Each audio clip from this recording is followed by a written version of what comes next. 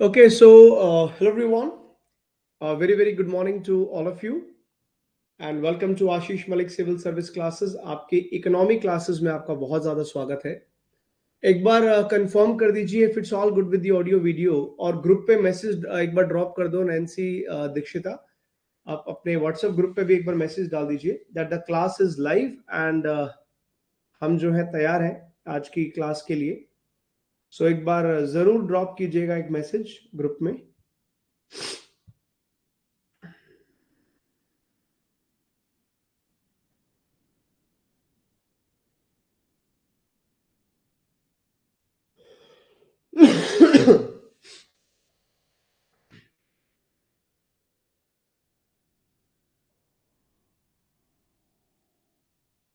Clear. Okay. Thank you so much, Bhaskar. Thank you so much for confirmation.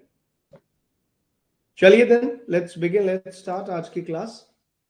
So, I hope कल वाली class आपको अच्छे से समझ में आई. कल हम लोगों ने स्टार्ट किया था इंडियन इकोनॉमी का course, and there we have discuss some of the very basic things. बहुत ही बेसिक चीजें हमने कल डिस्कस की थी, जिसमें we discuss about what is economics, what are economic activities, macro economics क्या है, माइक्रो इकोनॉमिक्स क्या है, इकोनोमेट्रिक्स क्या है. ये कुछ की टर्म्स मैंने आपको बताई थी. And there we also discuss about the sectors of the economy. अलग अलग सेक्टर्स ऑफ द इकोनॉमी के बारे में बात की थी. Primary sector, secondary and tertiary. और टर्चरी के अंदर भी दो सब टाइप्स हमने किए थे. एक नॉलेज इकोनॉमी वाला जिसको हमने क्वाटरनरी नाम दिया था, और एक टॉप डिसीजन मैनेजमेंट वाला जो है that is the quinary sector. आज हमें स्टार्ट करना है the types of economic system. अलग अलग टाइप के इकोनॉमिक सिस्टम्स को हमें आज की क्लास में कवर करना है.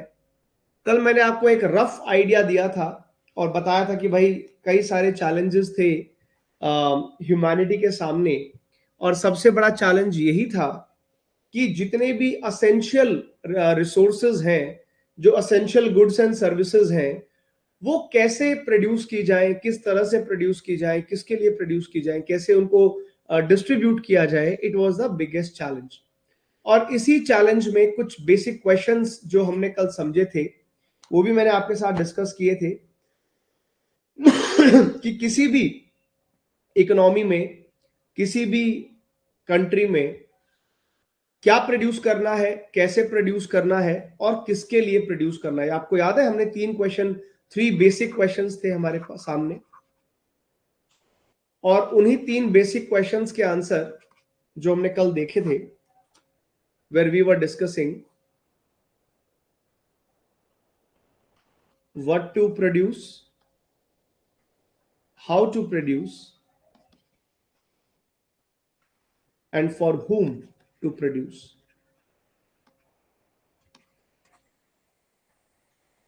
इन्हीं तीन चीजों का बेसिक अंडरस्टैंडिंग हमने देखा, और ये भी समझा था कि अल्टीमेटली प्रोडक्शन के लिए, for any kind of production तभी होगा जब you will set up some productive assets.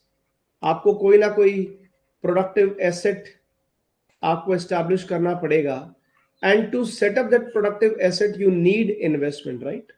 आपको कैपिटल चाहिए, आपको पैसा चाहिए. उस पैसे को हमने क्या कहा था, यू नीड इन्वेस्टमेंट.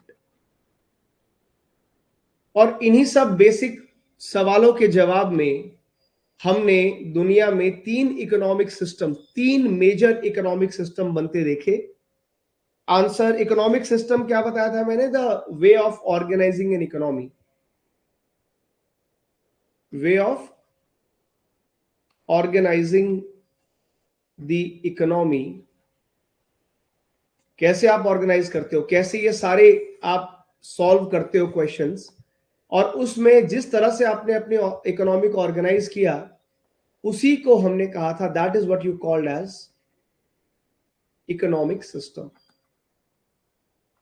और दुनिया में अभी तक तीन मेजर इकोनॉमिक सिस्टम्स हुए हैं, जो आपको मैंने कल भी बताए थे. Number one, we have got the market based economy. The market based economy का मतलब है which laid the basics of the capitalism, जहां पे हर चीज प्रॉफिट ड्रिवन होगी. दूसरी, it was the non market economy, the non-market economy led to the birth of socialism and communism, and then we got the best of the two, which was the mixed economy.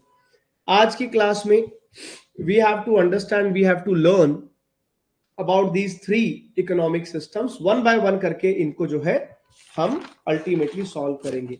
कल की class से कोई doubt है तो please पूछिए, और कल की क्लास से डाउट नहीं है तो आप मुझे बताइए कि हम आगे शुरू कर सकते हैं. Yes everyone. हाँ जी, कल की क्लास में से कोई डाउट तो नहीं है, क्योंकि कल तो हमने बहुत ही बेसिक सी चीजें कवर की थी. उन्हीं को आज एक स्टेप अप लेके जाना है. यहां तक का क्लियर है? मुझे एक बार बताओ जो फटाफट से हमने रिवाइज किया. Will start with the market economy. आज का जो टॉपिक हमको शुरू करना है वो हमें शुरू करना है मार्केट इकोनॉमी से.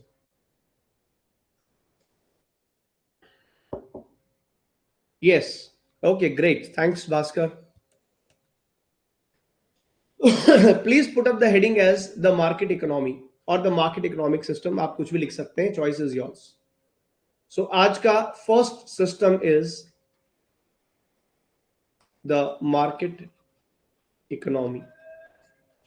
कुछ पॉइंट्स हैं बेसिक जो आपको साथ साथ क्लास नोट्स, इकोनॉमी के लिए क्लास नोट्स बनाइए साथ साथ. पहली चीज, ये दुनिया का फर्स्ट फॉर्मल इकोनॉमिक सिस्टम था. मार्केट इकोनॉमी को माना जाता है the first formal economic system of the world.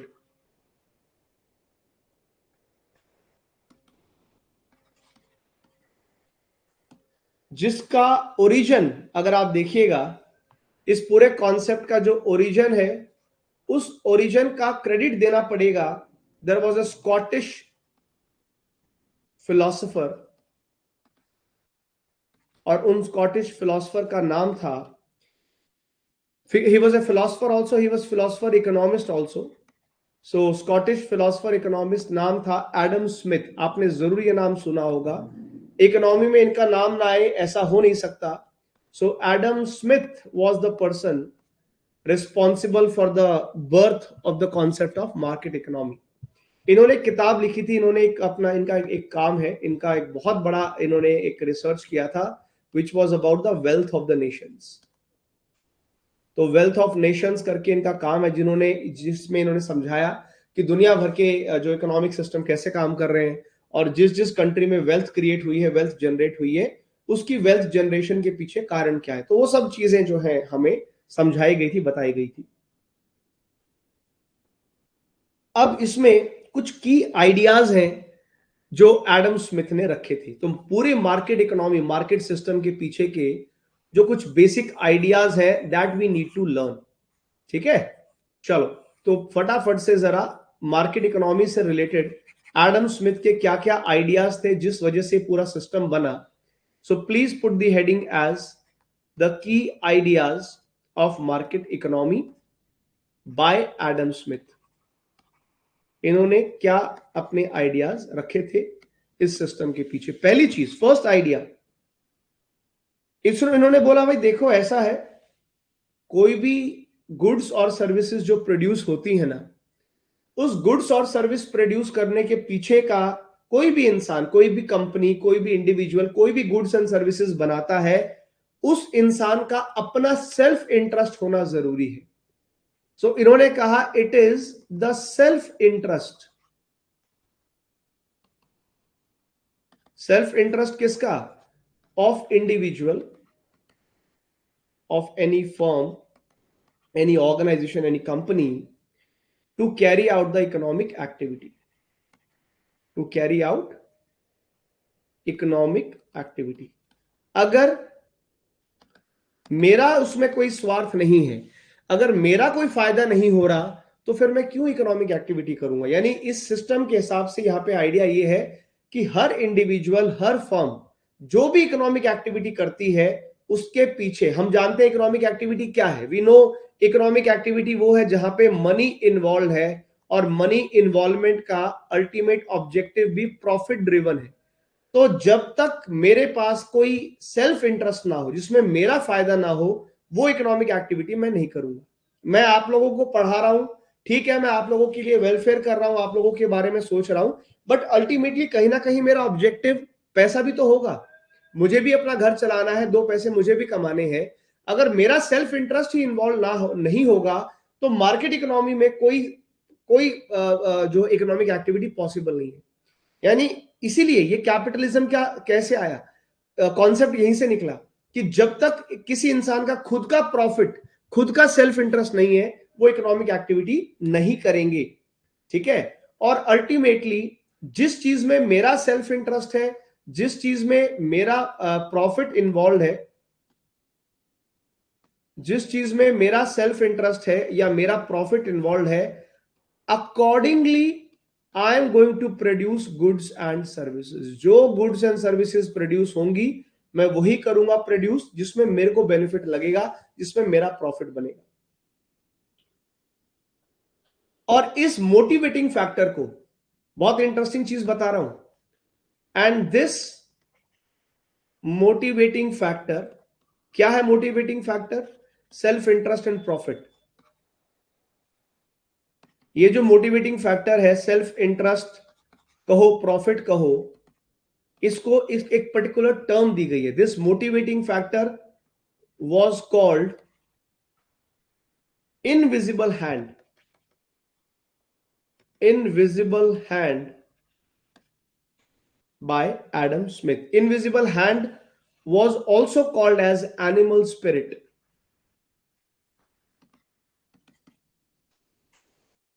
तो क्या मैं कह सकता हूं कि मार्केट इकोनॉमी में एक इनविजिबल हैंड है? इनविजिबल हैंड का मतलब होता है कि ऐसे दिखेगा नहीं, पता नहीं चलेगा, लेकिन हर आदमी जो काम कर रहा है वो अपने मकसद के लिए, अपने प्रॉफिट के लिए, अपने इंटरेस्ट के हिसाब से काम कर रहा है। तो इस इनविजिबल हैंड या एनिमल स्पिरिट को किसने रिकॉग्नाइज किया? It was this much called by Adam Smith. Adam Smith ने ही फिगर आउट किया कि जो इकोनॉमिक एक्टिविटी होनी है वो प्रॉफिट ड्रिवन होनी है, सेल्फ इंटरेस्ट ड्रिवन होनी है। इसी को मार्केट में इनविजिबल हैंड या एनिमल स्पिरिट कहा जाता है। इससे हमें फायदा क्या हुआ? Now this idea gave two answers. This idea gave two answers. क्या आंसर दिए इसने? इस यही डिसाइड करेगा व्हाट टू प्रोड्यूस, कैसे प्रोड्यूस, क्या प्रोड्यूस करना है, एंड व्हाई टू प्रोड्यूस, क्यों प्रोड्यूस करना है। हमें दो चीजों का जवाब यहां से मिल रहा है। क्या प्रोड्यूस करें, क्यों प्रोड्यूस करें, उसका कारण हमारे सामने है। तो इकोनॉमिक एक्टिविटीज का ये दो आंसर्स हमें एडम स्मिथ के इस इनविजिबल हैंड वाली थ्योरी से मिलते हैं।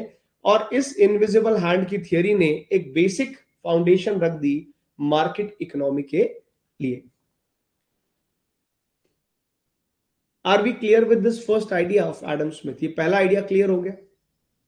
अगर पहला आइडिया क्लियर हुआ तो इसी मार्केट इकोनॉमी में, इसी मार्केट इकोनॉमी में एक और आइडिया था जो एडम स्मिथ ने दिया। अनदर की idea by Adam Smith was, इनका ये कहना था कि भाई देखो, अल्टीमेटली अल्टीमेट गोल है टू अटेन प्रोस्पेरिटी। हर आदमी को जिंदगी में प्रॉस्पेरस बनना है, प्रॉस्पेरिटी चाहिए। जब हर आदमी को प्रॉस्पेरिटी चाहिए तो इस प्रॉस्पेरिटी को अचीव करने के लिए you are going to produce more and more. आपको प्रॉस्पेरिटी चाहिए तो जाहिर तौर पे you are going to produce more. आप ज्यादा प्रोडक्शन करेंगे, प्रोडक्शन ज्यादा होगा, और वो प्रोडक्शन में आप चाहेंगे कि आपका प्रॉफिट मैक्सिमाइज हो, आप अपने प्रॉफिट को मैक्सिमाइज करेंगे। लेकिन ये प्रॉफिट मैक्सिमाइज कब होगा? सिर्फ प्रोडक्शन बढ़ाने बढ़ाने से प्रॉफिट मैक्सिमाइज हो जरूरी नहीं है। इन्होंने कहा कि प्रॉस्पेरिटी तब आएगी जब प्रोडक्शन बढ़ेगा, प्रॉफिट मैक्सिमाइज होगा, और उसको करने का तरीका क्या है? Increasing division of labour. That led to increased division of labour. Increase division of labour का मतलब होता है I am going to get more and more specialisation, more and more skilled labor, more and more specialized labor। skilled labor बोलो या specialised labour बोलो, ठीक है ना। तो एक्चुअली में यहां पे जोर दिया गया कि अगर आपको प्रोस्पैरिटी चाहिए, अगर आप अपने प्रॉफिट को मैक्सिमाइज करना चाहते हो, सिर्फ लेबर से काम नहीं चलेगा, you need to have quality labour. अपनी लेबर फोर्स को क्वालिटेटिव बनाओ। सिर्फ 100 बंदे काम करने से जरूरी काम अच्छा हो, 50 बंदे भी चलेंगे, लेकिन काम करने वाले बंदे चाहिए। वो बंदे जिनके पास स्पेशल स्किल सेट हो, स्पेशलाइज्ड हो अपने। जैसे कोई आदमी बोले सर मैं सॉफ्टवेयर में स्पेशलाइज्ड हूं, कोई बंदा बोले सर मैं सेमीकंडक्टर बनाने में स्पेशलाइज्ड हूं, हो सकता है कोई आर्किटेक्चर में स्पेशलाइज्ड हो। तो इस प्रोस्पैरिटी के चक्कर में हमने डिवीजन ऑफ लेबर होते देखा। हालांकि इसका एक नुकसान यह भी हुआ कि प्रॉफिट मैक्सिमाइजेशन के चक्कर में लेबर को स्पेशलाइज तो करवाया गया, but it also led to more exploitation. जाहिर तौर पे ज्यादा एक्सप्लॉयटेशन भी हुआ लेबर का, क्योंकि अल्टीमेट ऑब्जेक्टिव तो प्रॉफिट को मैक्सिमाइज करना है। हर व्यापारी, हर इंडस्ट्रियलिस्ट, हर बिजनेसमैन सोचता है कि कम पैसे में ज्यादा से ज्यादा काम करवाऊंगा अपने वर्करों से। ये सबकी टेंडेंसी है, हमारी भी टेंडेंसी है। आज भी हम पूरी तरह से मार्केट इकोनॉमी नहीं है, लेकिन आज भी हर इंसान सोचता है कि मैं किसी को 100 रुपए दूं तो मैं कम से कम 500 का काम करवाऊं उससे। कोई फ्री में चैरिटी में किसी को सैलरी तो नहीं देगा। तो yes, undoubtedly division of labour हुआ, क्वालिटी लेबर निकल के आई, स्पेशलाइज्ड लेबर निकल के आई, लेकिन एक्सप्लॉयटेशन भी हुआ लेबर का। इस चीज को भी हम डिनाई नहीं कर सकते, right. I hope this make sense. तो ये कुछ बेसिक आइडियाज।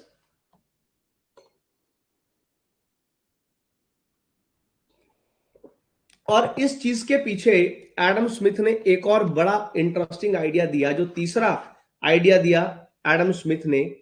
इन्होंने कहा था भाई देखो, ये इनविजिबल हैंड किस चीज पे चलेगा? For so called invisible hand to operate properly, ये किस चीज पे डिपेंड करेगा? इनविजिबल हैंड किस चीज पे डिपेंड करेगा? It requires suitable environment. Invisible hand तभी काम करेगा, वो सेल्फ इंटरेस्ट और प्रॉफिट मोटिवेटिंग फैक्टर तब बनेगा जब मेरे पास सुटेबल एनवायरमेंट हो, for suitable environment for production and consumption. मैं जो प्रोड्यूस करूं उसको कंज्यूम करने वाले भी तो चाहिए, और वहां से इसका मतलब है invisible hand depends on, that is market. ये मार्केट पे डिपेंड करता है। और मार्केट किस पे चलता है? मार्केट चलता है, market is always controlled by market forces. It is always controlled by market forces. Market forces क्या होती हैं? There are two market forces, demand and supply. Invisible hand अपने पीक पे होगा। हर आदमी अपने इंटरेस्ट को ध्यान में रखते हुए, अपने प्रॉफिट को ध्यान में रखते हुए मैक्सिमम से मैक्सिमम काम करना चाहेगा, अगर उसको सूटेबल मार्केट मिल जाए। और हर चीज का price, market forces demand and supply क्या करेंगी? Ultimately they are going to decide the price of product. किसी भी गुड्स या सर्विस का जो अल्टीमेट प्राइस है वो कैसे डिसाइड होता है? उसकी डिमांड एंड सप्लाई पे। मैंने कल भी एग्जांपल दिया था। अगर अगर मैं लिमिटेड मैंने लेंस सॉल्यूशन का एग्जांपल दिया था। अगर ये लेंस सॉल्यूशन में सिर्फ 10 बनाता हूं और ये इतने पसंद है लोग, उसको खरीदने वाले 100 लोग हैं, तो मैं 100 रुपए का बेचूं, 200 का बेचूं, 300 का बेचूं, मैं अपना प्रॉफिट जितना मर्जी मैक्सिमाइज कर सकता हूं अगर मेरी चीज का डिमांड मार्केट में है। लेकिन अगर डिमांड नहीं रहेगा तो मेरा प्राइस ऑटोमेटिकली कम होता जाएगा, मेरा प्रॉफिट भी ऑटोमेटिकली कम होता। तो इनविजिबल हैंड यानी मार्केट इकोनॉमी में मार्केट फोर्सेस का बड़ा रोल है। ये पूरा का पूरा जो कॉन्सेप्ट है जिसको हम मार्केट इकोनॉमी कहते हैं, ये पूरी मार्केट फोर्सेस अल्टीमेटली डिसाइड करेंगी। यही मार्केट फोर्सेस हैं, demand and supply. They are going to decide what to produce, how much to produce and at what price to sell. Market forces ultimately decides three things. क्या चीज decide कर रही है market forces?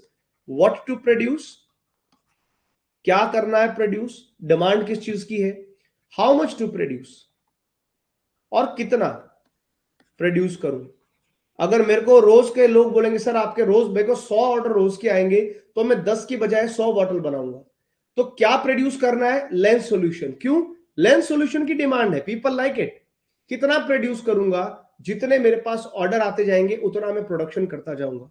और तीसरा, at what price to sell. At what price to sell. ये 3 answer अब आप अपने आप को रख के देखो। Consider yourself as businessman. आप क्या प्रोड्यूस करें, कितना करें, किस प्राइस पे बेचेंगे, क्या ये डिमांड सप्लाई पे डिपेंड नहीं करेगा? अगर इस तरह की बॉटल हर गली गली में मिलती है तो फिर मेरी बॉटल को कौन खरीदेगा? जब आपको पता है अरे आशीष मलिक की बॉटल 100 रुपए की, छोड़ो उधर कोने वाला 80 रुपए में बेच रहा है, अरे उधर थोड़ा सा आगे जाओगे 60 रुपए में मिल जाएगी, तो ऑब्वियसली मेरी 100 रुपए की बॉटल कोई नहीं खरीदेगा। आपका प्रोडक्ट जितना एक्सक्लूसिव हो, जितनी उसकी डिमांड हो, उसी हिसाब से उसका उस प्राइस पे आप प्रीमियम प्राइस पे भी उसको बेच सकते हो। ये 3 कॉन्सेप्ट किसने दिए हमें? ये तीनों कॉन्सेप्ट्स हमें एडम स्मिथ ने दिए, और इन्हीं कॉन्सेप्ट्स के ऊपर काम करता है ये पूरा मार्केट सिस्टम। एक चीज नोटिस करी, जितनी भी हम जब जब बात कर रहे हैं मार्केट इकोनॉमी के बारे में, अल्टीमेटली क्या ये इनविजिबल हैंड काम नहीं कर रहा है? हर चीज के, हर डिसीजन के पीछे, every decision my profit is always considered. Profit always drives my decision. Is it so? आपको भी फील हो रहा है? यही है मार्केट इकोनॉमी, जहां पे हर चीज में बस प्रॉफिट के बारे में सोच के काम किया जाए। तो ये इनविजिबल हैंड पूरी तरह से डोमिनेट करता है मार्केट इकोनॉमी को। हर आदमी, हर इंडिविजुअल, हर कंपनी अपने इंटरेस्ट के हिसाब से, प्रॉफिट के हिसाब से काम करती है। ऐसी इकोनॉमी में, मार्केट इकोनॉमी में एक चीज बड़ी कॉमन आपको देखने को मिलेगी, वो है कंपटीशन। हमेशा याद रखिएगा, मार्केट इकोनॉमी में क्योंकि हर आदमी अपने अपने मैक्सिमाइजेशन के लिए काम कर रहा है, can you see the government interference is almost no interference. यहाँ पे कोई सरकार इंटरफेयर नहीं कर रही है, जिसको जो बिजनेस करना है करो, जिसको जो दाम पे बेचना है बेचो। तो मार्केट इकोनॉमी में एक चीज बड़ी खास आपको याद रखनी है, and that is competition will prevail in market, which is good. Competition will prevail in the market. इसमें ना मोनोपोली होने के चांसेस कम है। इसमें मोनोपोली होने के चांसेस क्यों कम है? क्योंकि हर आदमी प्रोड्यूस कर सकता है, हर आदमी अपने हिसाब से बेच सकता है। सरकार की तरफ से कोई वो नहीं है, सरकार की तरफ से कोई भी रुकावट नहीं है, कोई परेशानी नहीं है, सरकार ने कोई लिमिटेशंस किसी चीज पे भी डिसाइड नहीं कर रखी है ना। तो ये एक बड़ी इंपॉर्टेंट चीज है जो आपको ध्यान में रखना है।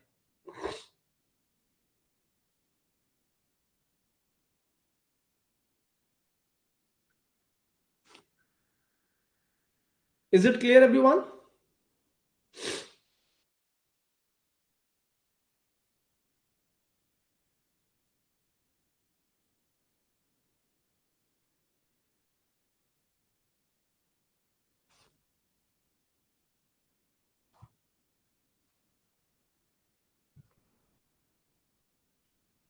यस और नो?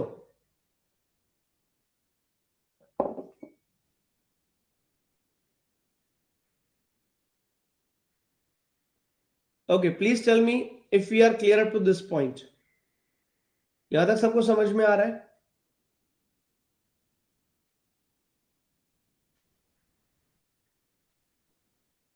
अच्छा, एक और इंटरेस्टिंग चीज है, फॉर एफिशिएंट मार्केट इकोनॉमी, जो गवर्नमेंट है, ऐसे देशों की जो गवर्नमेंट है, it follows the policy, of lazy fair. एक नया टर्म आपके लिए लिख रहा हूं, ध्यान से लिखिएगा। That policy is called lazy fair. Lazy faire is a French word which means leave it alone. Lazy fair एक फ्रेंच शब्द है जिसका मतलब होता है लीव इट अलोन, अकेला छोड़ दो। किसको अकेला छोड़ दो? ये बिजनेस वालों को अकेला छोड़ दो, इनको जो मन करे वो करने दो। Laissez faire is always related to market economy. Laissez faire, leave it alone का मतलब यह है non interference by the government. Here No, laissez-faire means non-interference by government.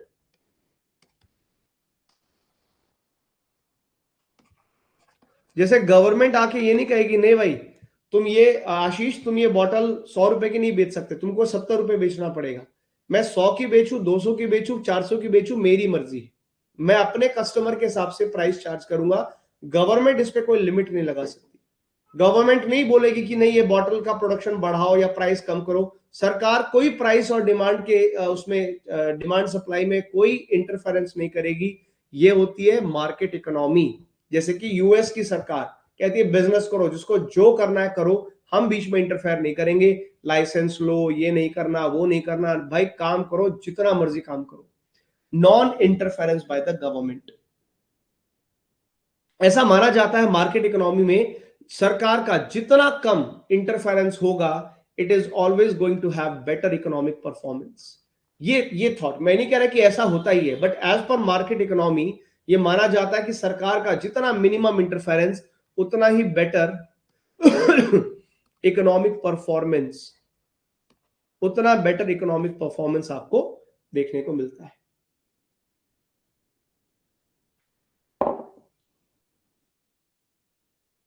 Is it clear, everybody?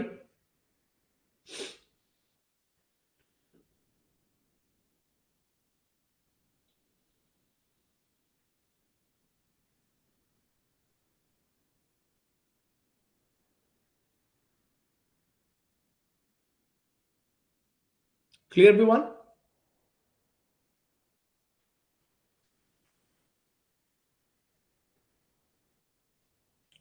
अब आप पूछ सकते हैं कि सर ये सरकार नॉन इंटरफेरेंस कैसे करेगी? सरकार का इंटरफेरेंस कम करने का मतलब कैसे? सरकार कैसे इंटरफेयर ना करे? भाई सरकार कोई इकोनॉमिक रेगुलेशन ना लगाए।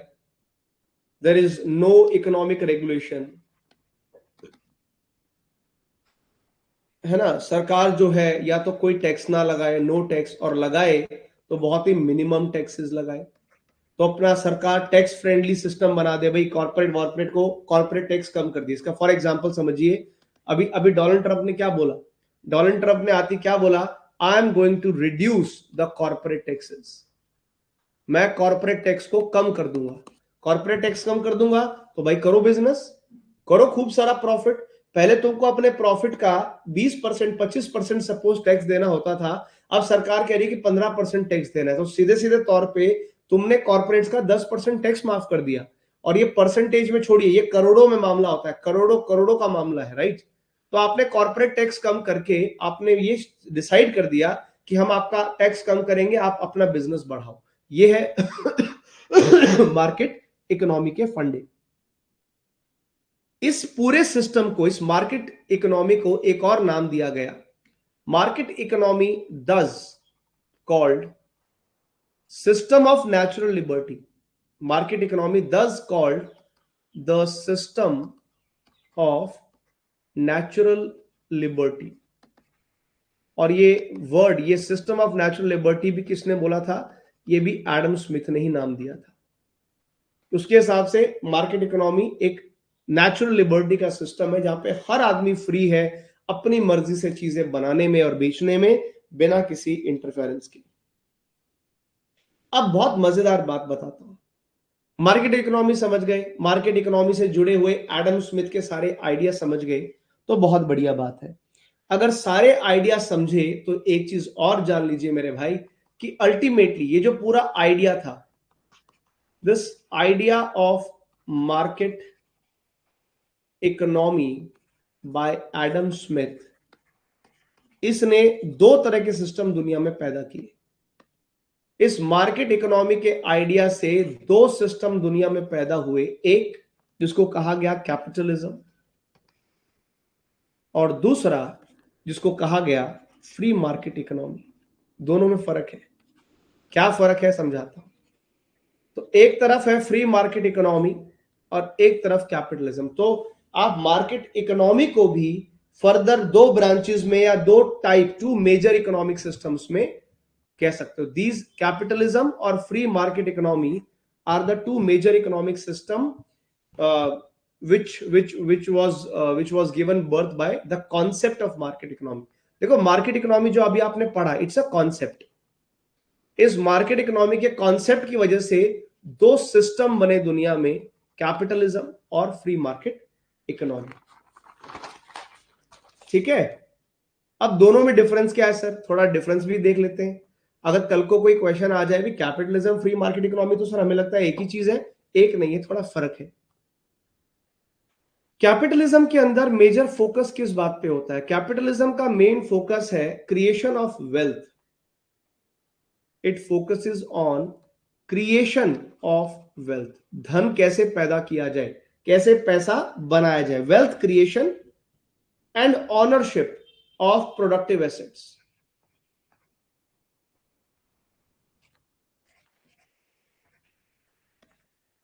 मेरे पास प्रोडक्टिव एसेट होने चाहिए, मेरे पास मेरी फैक्ट्री, बिजनेस सब मेरा होना चाहिए, और वेल्थ क्रिएट करना. जबकि फ्री मार्केट इकोनॉमी में major focus is not on wealth creation.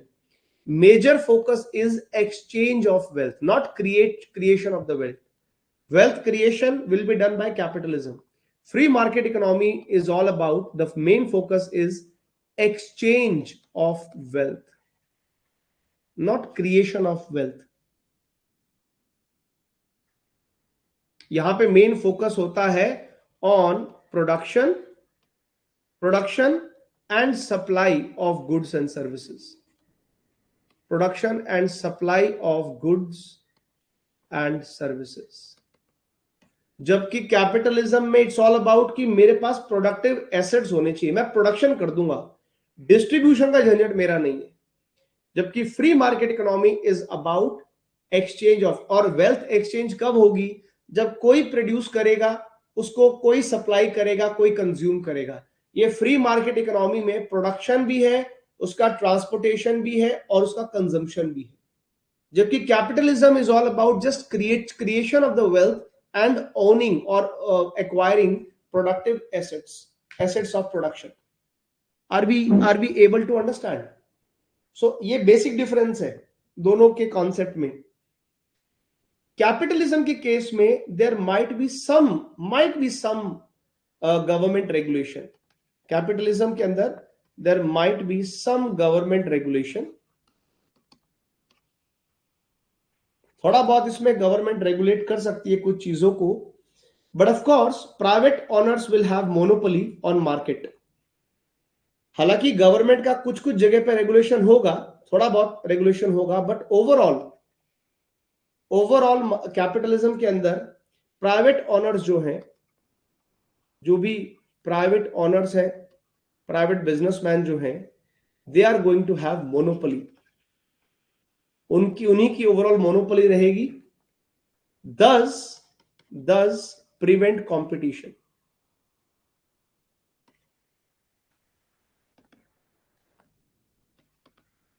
अगर गिने चुने 2-3 बंदे सारा बिजनेस एक्वायर कर लें तो कंपटीशन अपने आप खत्म हो गया.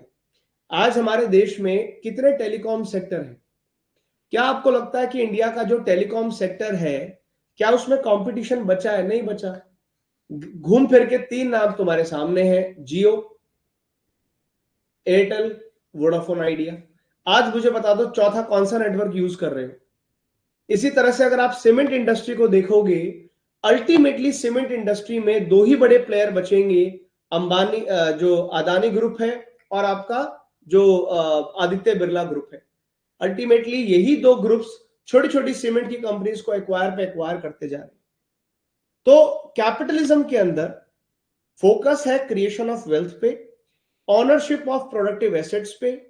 थोड़ा बहुत गवर्नमेंट रेगुलेट करेगी, लेकिन ओवरऑल मोनोपोली रहेगी प्राइवेट ओनर्स की, और वो अपनी ऐसी मोनोपोली बना लेते हैं, इस तरह से मोनोपोली होती है कि उनका कोई कंपटीशन नहीं होता. कोई there is absolutely it's going to prevent the competition, because monopoly यहां प्रिवेल करेगी. जबकि फ्री मार्केट इकोनॉमी में अगर आप देखिएगा, यहां पे there is no government regulation. Free market economy में there is almost little to no government regulation. सरकार कुछ भी रेगुलेट नहीं करेगी. सरकार ऑलमोस्ट कुछ भी रेगुलेट यहां पे इस केस में आपको करती नजर नहीं आने वाली. ठीक है बॉस? तो ये एक इंटरेस्टिंग चीज है जो आपको समझनी कि सरकार इस केस में कुछ भी नहीं करने वाली। अब ऐसे में क्या होगा? ऐसे में होगा ये कि ये पूरा economy, this is solely based on market forces. ये पूरी तरह से मार्केट फोर्सेस पे डिपेंड करेगा, पूरी तरह से ये पूरा सिस्टम सिर्फ और सिर्फ डिमांड एंड सप्लाई को सलाम करेगा, डिमांड एंड सप्लाई के हिसाब से चलेगा। अब एक मजेदार बात, अगर मार्केट फोर्सेस डोमिनेट कर रही हैं तो जाहिर तौर पे फ्री कंपटीशन इज पॉसिबल। अगर मार्केट में हर चीज सिर्फ डिमांड सप्लाई पे चलती है तो इस केस में कंपटीशन होगा, इसमें कभी मोनोपोली नहीं होगी।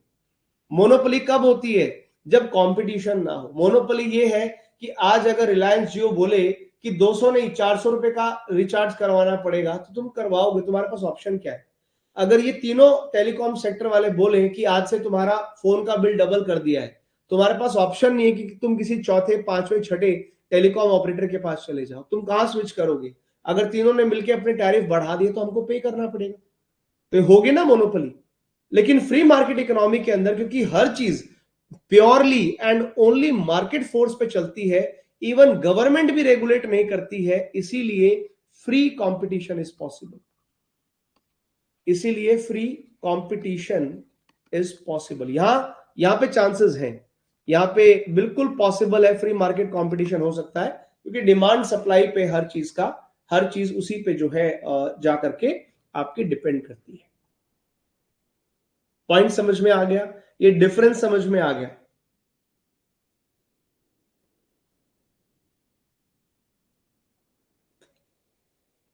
हाँ जी, एक बार थम्स अप हो जाए, एक बार यहां तक का फीडबैक हो जाए। क्लियर है कि क्रिस्टल क्लियर है? बताइए। सभी बच्चे जो हमें लाइव सुन रहे हैं, चाहे यूट्यूब चैनल पे लाइव सुन रहे हैं या फिर हमारी क्लास में लाइव सुन रहे हैं, तो क्या यहां तक का कॉन्सेप्ट क्लियर हो गया? सभी बच्चे आंसर करेंगे? कोई मुश्किल कॉन्सेप्ट तो नहीं है? मुश्किल कॉन्सेप्ट तो नहीं है ना? समझ में आ रहा है? ठीक है। अब इसी के बारे में एक और इंटरेस्टिंग चीज आपको बता देता हूं। इसके बारे में एक और इंटरेस्टिंग चीज ये है कि ये जो पूरा सिस्टम है, ये मार्केट इकोनॉमी का जो सिस्टम है, इस मार्केट इकोनॉमी सिस्टम सबसे पहले कहां टेस्ट किया गया? सबको मालूम है, राइट?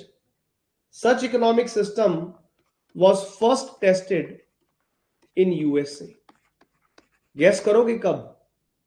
यूएसए में कब ये सिस्टम पहली बार ट्राई किया गया? 1777, 1777 में सबसे पहले टेस्ट हुआ। और वहीं से from there itself, from here the capitalism, from here the capitalism spread to North America, पूरे नॉर्थ अमेरिका में फैला, एंड इवन वेस्टर्न यूरोप, जो पूरा वेस्टर्न यूरोप है वहां, और पूरे नॉर्थ अमेरिका में, यूएस में, कनाडा में ये सिस्टम अडॉप्ट किया गया। ये सिस्टम बढ़िया चला। इस सिस्टम की वजह से इन पूरे रीजन्स में, नॉर्थ अमेरिका, यूरोप में बहुत सारी प्रोस्पेरिटी देखी गई। It led to great prosperity, it led to great prosperity of these regions. तो बहुत फायदा हुआ इन इकोनॉमीज को मार्केट इकोनॉमिक सिस्टम से। टिल टिल कहा, कब तक फायदा चला? Till great depression was hit, till the great depression. Great depression जो आया 1929 में, जिसमें दुनिया भर की इकोनॉमीज को हिला दिया, वहां पे फिर एक्चुअली में कुछ इश्यूज सामने आए। Great depression actually exposed limitations of market economy. Great depression ने इस मार्केट इकोनॉमी सिस्टम के कई लिमिटेशंस को उजागर किया, और कई जगह पे समझ में आया कि जितना अच्छा लग रहा था सब कुछ उतना अच्छा तो नहीं है, इसमें भी लिमिटेशंस है। क्या लिमिटेशन सामने आई? ग्रेट डिप्रेशन की वजह से what were the limitations of market economy? इस पूरी मार्केट इकोनॉमी की क्या क्या लिमिटेशन सामने आई? पहली चीज जो बहुत कॉमनली ऑब्जर्व की गई, चाहे वो वेस्टर्न यूरोप हो चाहे वो अमेरिकन कंट्रीज हो, पहली चीज ये सामने, पहले मेजर इशू ये था इस पूरे इकोनॉमी का, the major issue was great capital in the hands of few. Capital का कॉन्सेंट्रेशन हो गया, ठीक है, the great capital in hands of few.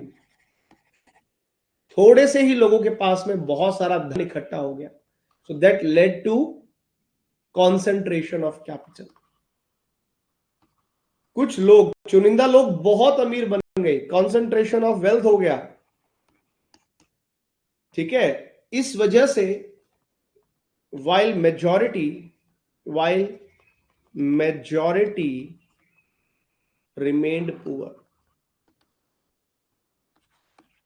ज्यादातर लोग गरीब रह गए, कुछ चुनिंदा लोग अमीर हो गए।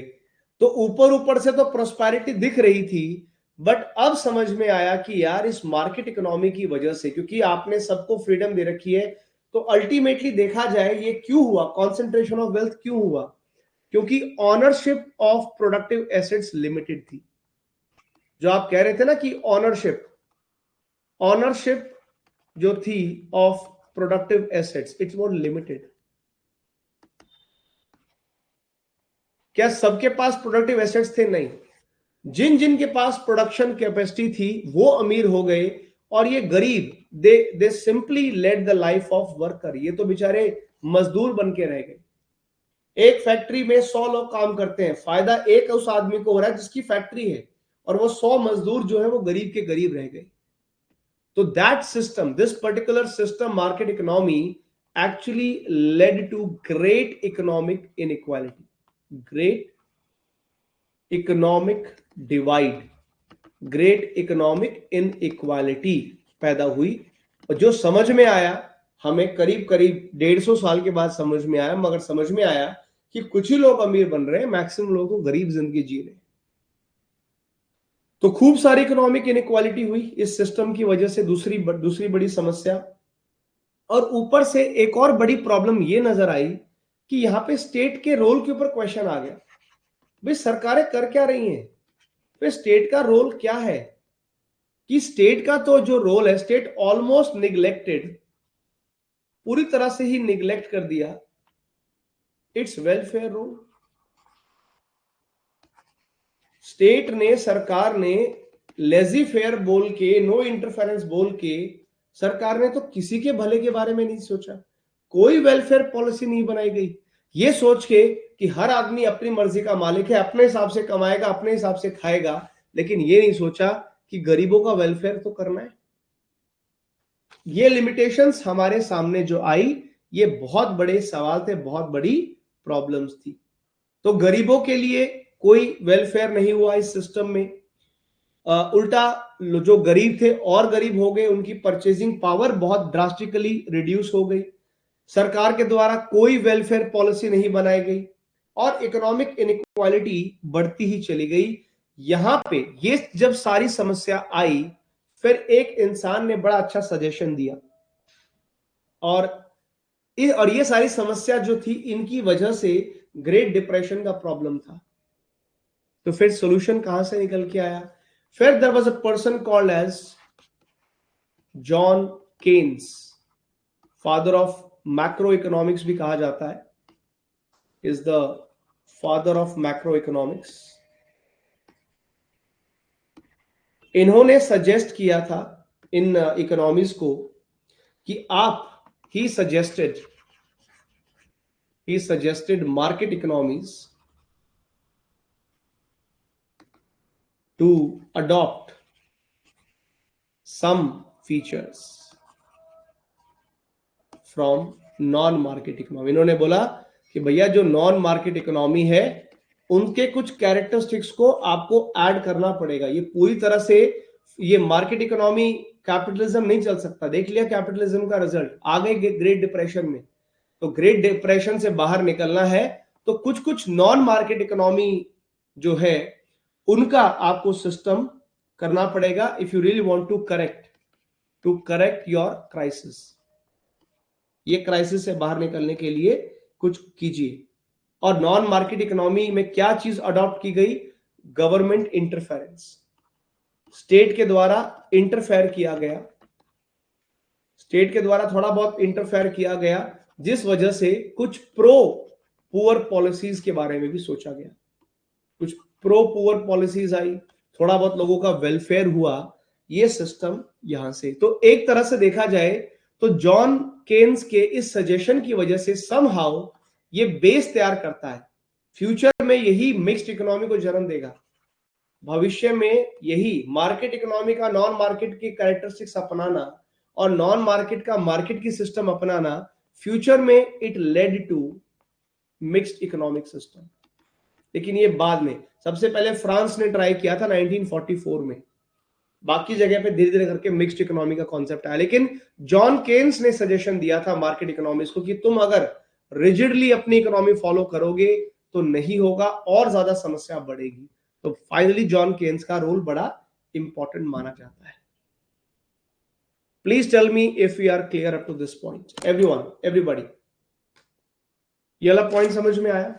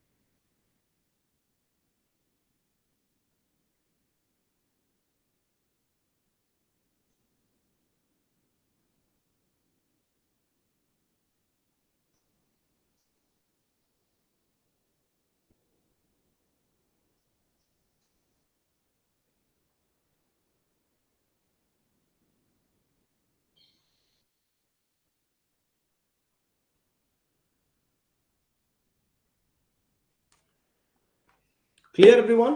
चलिए, this was all about the market economy. ये तो हो गई सारी बात मार्केट इकोनॉमी की। अब आ जाइए दूसरे हमारे सिस्टम पे। The second system we have to discuss is the non market economy. जो जो दूसरा सिस्टम हमारे रडार पे है, that is our non market economy. तो सर, नॉन मार्केट इकोनॉमी के बारे में हम आखिर क्या बात करें? ठीक है, 1 मिनट का समय दीजिए, इसको करते हैं एक बार। मैं जरा चार्जिंग पे लगा दूं। Just give me a minute. कोई क्वेश्चन है तो प्लीज पूछिए। अगर मार्केट इकोनॉमी के रिगार्डिंग कोई डाउट है तो प्लीज पूछिए। We are starting in just 1 minute. Non market को करवाता हूँ, 1 मिनट रुकिए।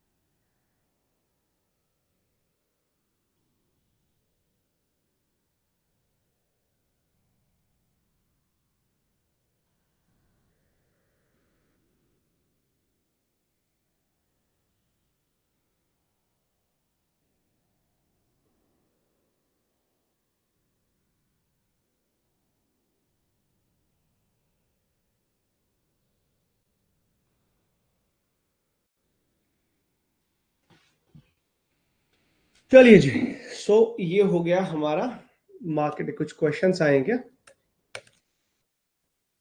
Capitalism without free market economy exist कर सकता है? कैपिटलिज्म विदाउट फ्री नहीं, दोनों चीजें अलग अलग है ना। फ्री मार्केट इकोनॉमी को मार्केट इकोनॉमी के साथ कंफ्यूज मत करना। मार्केट इकोनॉमी के जो कॉन्सेप्ट्स हैं वो दोनों पे अप्लाई होंगे। मार्केट इकोनॉमी का जो कॉन्सेप्ट है वो दोनों पे अप्लाई होगा। मार्केट इकोनॉमी के कॉन्सेप्ट की वजह से दो तरह के सिस्टम बने, दोनों ही मार्केट इकोनॉमी को फॉलो करते हैं, दोनों के बेसिक कैरेक्टरिस्टिक्स एक जैसे हैं, लेकिन थोड़ा थोड़ा सा फर्क आ गया। जैसे कुछ यूरोपियन कंट्रीज में आपको फ्री मार्केट इकोनॉमी का कॉन्सेप्ट ज्यादा दिखेगा, जहां पे गवर्नमेंट बिल्कुल इंटरफेयर नहीं करेगी, जहां पे फ्री कंपटीशन को बढ़ावा दिया जाएगा। वहीं पे कुछ अमेरिका जैसी कंट्रीज में गवर्नमेंट इंटरफेयर भी करेगी, मोनोपोली के भी चांसेस हैं। तो कैपिटलिज्म और फ्री मार्केट इकोनॉमी बिल्कुल अलग चीजें हो गई उस हिसाब से, है ना। दोनों की कैरेक्टरिस्टिक्स अलग अलग हैं, लेकिन दोनों अल्टीमेटली दोनों का रूट क्या है? दोनों का root concept is market economy. Market economy को फ्री मार्केट सिस्टम के साथ कंफ्यूज मत करना। Market economy is a concept, उसका one of the type is free market economy, one of the type is capitalism. Clear Shikha जी?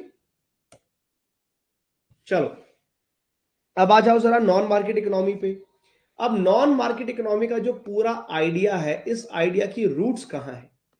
इस पूरे idea की जो रूट्स है वो है in the ideas of Karl Marx. तो कार्ल मार्क्स की जो पूरी आइडियोलॉजी है उसके ऊपर बेस्ड है ये पूरी आपकी नॉन मार्केट इकोनॉमी। पहली इंपॉर्टेंट इंटरेस्टिंग चीज तो ये आपको याद रखनी है। नॉन मार्केट इकोनॉमी के भी दो वेरिएंट्स हैं। Non market economy has two variants. One is the socialist variant and another is the communist. एक सोशलिस्ट है, एक कम्युनिस्ट है, इनमें भी डिफरेंस है, मैं बताऊंगा। इसका एग्जांपल समझ लो। सोशलिस्ट वो इकोनॉमिक सिस्टम जो यूएसएसआर सोवियत यूनियन ने फॉलो किया। कम्युनिस्ट वो इकोनॉमिक सिस्टम जो चाइना ने फॉलो किया। ठीक है, तो नॉन मार्केट इकोनॉमी में आइडिया कॉमन कार्ल मार्क्स के हैं, उसके दो वेरिएशंस आपको मिलेंगे। और वेरिएशंस भी क्या, मैं समझा देता हूं। जो ये सोशलिज्म जो है,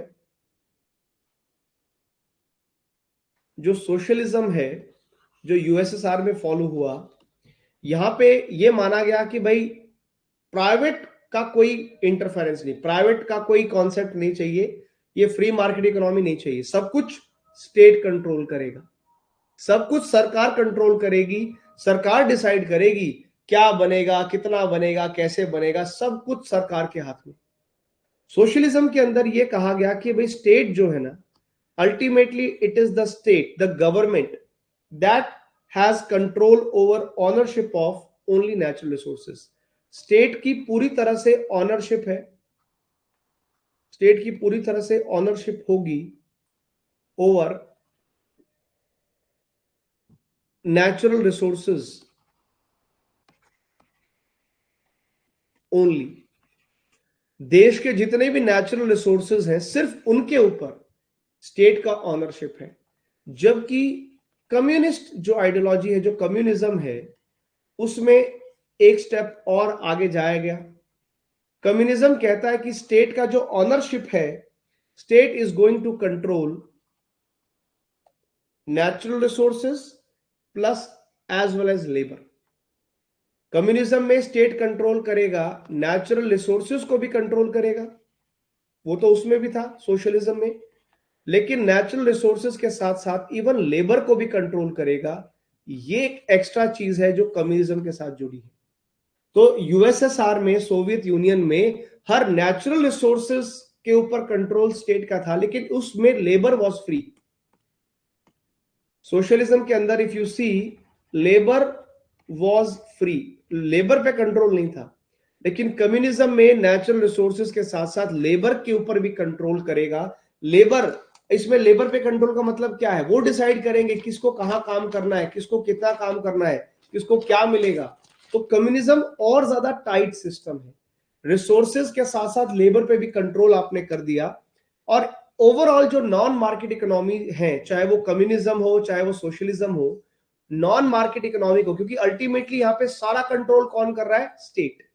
सब कुछ स्टेट के हिसाब से है, सब कुछ स्टेट कंट्रोल करता है, सब कुछ जो स्टेट करता है। दस this non market economy, thus the non-market economy also called, इसको और भी कई नामों से बोला गया, it is also called state economy, इसको हम स्टेट इकोनॉमी के नाम से भी कहते हैं। तो नॉन मार्केट इकोनॉमी पे सवाल ना आए, अगर स्टेट इकोनॉमी पे आ जाए तो भी एक ही बात है। तो non market economy is also called as state economy, also called as command economy, इसको कमांड इकोनॉमी भी कहते हैं, क्योंकि अल्टीमेटली स्टेट यहां पे कमांड देगा, सब कुछ स्टेट की कमांड पे डिपेंड करेगा, इसलिए these are just the alternative names. State economy, command economy, also known as centrally planned economy, एक और नाम भी है सेंट्रली प्लान्ड इकोनॉमी। अपनी मर्जी से कुछ नहीं होगा, सरकार प्लान के हिसाब से प्रोडक्शन करेगी, ये सरकार डिसाइड करेगी कितना प्रोड्यूस करना है, क्या प्रोड्यूस करना है, किसको क्या मिलना है। यहाँ पे प्राइवेट प्रॉपर्टी का कॉन्सेप्ट है ही नहीं, कोई प्राइवेट ऑनर नहीं है, कोई ये दावा नहीं कर सकता कि मेरी फैक्ट्री है, मैं इसका मालिक हूं।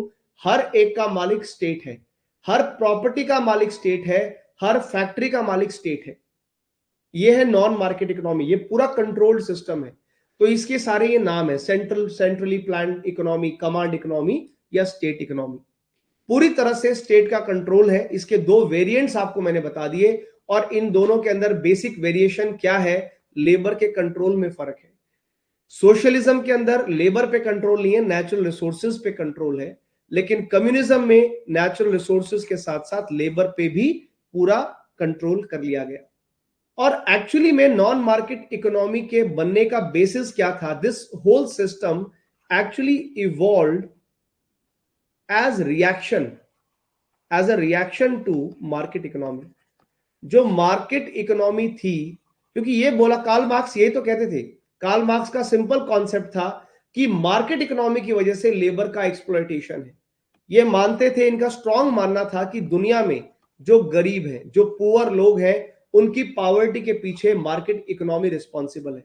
ये कैपिटलिस्ट लोग जो है अपनी जेब भरते हैं, अपने प्रॉफिट के लिए काम करते हैं, गरीबों का खून चूस चूस के, मजदूरों का खून चूस चूस के। तो कार्ल मार्क्स ने जो पूरा आइडिया बनाया अपने सोशलिज्म का, पूरे नॉन मार्केट इकोनॉमी का, उनका आइडिया यही था कि बिल्कुल ऐसा सिस्टम बनाओ जो मार्केट इकोनॉमी के ऑपोजिट हो। इसमें किसी प्राइवेट प्लेयर को कोई पावर नहीं देनी, गरीबों को सब पावर दी जाएगी, सबका जो हक है, वो हर जो चीज है वो गरीबों के हाथ में दो। इसीलिए पूरा non market economy as reaction to market economy हमने इवॉल्व होते देखा था। अब इसमें क्या क्या आइडियाज इन्वॉल्व है? Let's focus on the basic ideas of non market economy. ये पूरा का पूरा नॉन मार्केट इकोनॉमी। अच्छा, अब जैसे मार्केट इकोनॉमी में किसके आइडिया पड़े थे? एडम स्मिथ के। मार्केट इकोनॉमी में एडम स्मिथ के आइडिया थे। यहां किसके आइडिया पढ़ रहे हो? कार्ल मार्क्स के। तो कार्ल मार्क्स के आइडियाज पे टिका है non market economy, Adam Smith के आइडियाज पे टिका है मार्केट इकोनॉमी। क्या क्या आइडियाज इन्वॉल्व है? ये पूरे सिस्टम किस बात के ऊपर चलता है? पहला, जहां तक बात रिसोर्सेज है, ये सिस्टम, ये थ्योरी, ये इकोनॉमिक सिस्टम मानता है कि रिसोर्सेज ऑफ द कंट्री, हमारे देश के जो भी रिसोर्सेज हैं, should be used for wellbeing for all. Her resources जो है, सारे resources, they should be used for wellbeing of all. सबके भले के लिए रिसोर्सेज का यूज होना चाहिए। ये नहीं कि कुछ लिमिटेड लोगों के हाथ में सारा धन चला गया, लिमिटेड लोगों के पास सारे रिसोर्सेज आ गए। तो एक बात तो पक्की है कि इस तरह की इकोनॉमी में आपको वेल्थ कॉन्सेंट्रेशन नहीं मिलेगा। जो रिसोर्सेज हैं सबकी भलाई में लगेंगे, नो कॉन्सेंट्रेशन ऑफ वेल्थ। ठीक है ना? सो क्लियरली यहां पे there is no concentration of resources.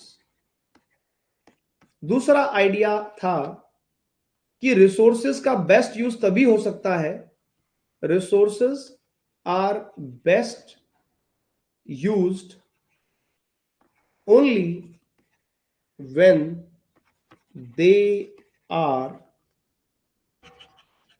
under the ownership of state. Resources का बेस्ट यूज तभी होगा जब वो ऑनरशिप ऑफ स्टेट में रहेंगे। जब तक वो सरकार के कंट्रोल में रिसोर्सेज हैं तो वही सबसे बेस्ट यूज है रिसोर्सेज का। अदरवाइज रिसोर्सेज का मिस यूज ज्यादा होगा। तो यहां पे ऑनरशिप ऑफ स्टेट कह लीजिए, ऑनरशिप ऑफ सोसाइटी कह लीजिए, ऑनरशिप ऑफ कम्युनिटी कह लीजिए। तो इस हिसाब से इस सिस्टम में there is no scope of private property, there is no scope of private ownership। कभी भी कोई प्राइवेट ऑनरशिप ऑफ रिसोर्सेज नहीं हो सकता। कोई दावा नहीं कर सकता कि ये मेरी जमीन है, ये मेरी फैक्ट्री है ना। रिसोर्सेज का बेस्ट यूज तभी होगा जब वो स्टेट के, सोसाइटी के, कम्युनिटी के कंट्रोल में रहेंगी, किसी एक इंडिविजुअल प्राइवेट ऑनरशिप के कंट्रोल में नहीं रहेंगी। इसीलिए इस हिसाब से अगर आप देखिएगा, दस all economic role has to be played by state only। जो आपकी सरकार है, जो स्टेट है, सारा इकोनॉमिक रोल कौन प्ले करेगा? ये स्टेट करेगा। No individual economic role, no individual private property, nothing. तो पूरी तरह से ये मार्केट इकोनॉमी के आपको उल्टा जाता नजर आएगा, और जाना भी है उल्टा, क्योंकि है ही उसका रिएक्शन। तो उल्टा जाना तो काफी लाजमी है। Clear everyone?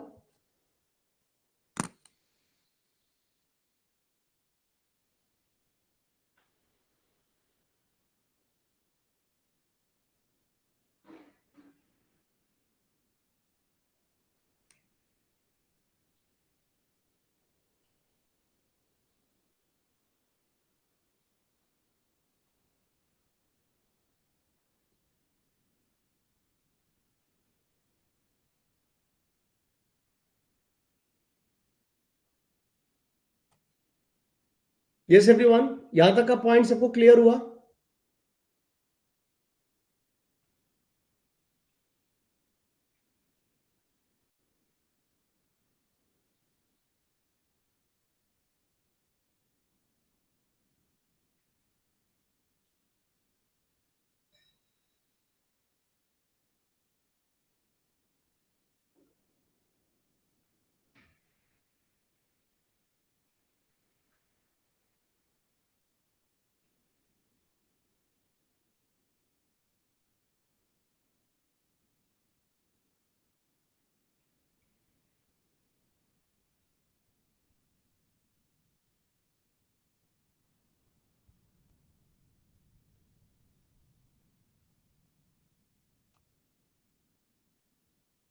Clear everyone?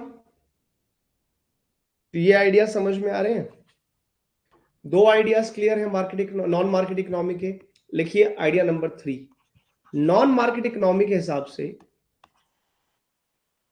Non market economy में तीसरा आइडिया कार्ल मार्क्स ने ये दिया, जो हम ऑलरेडी बात भी कर चुके हैं, कि no property rights to individual.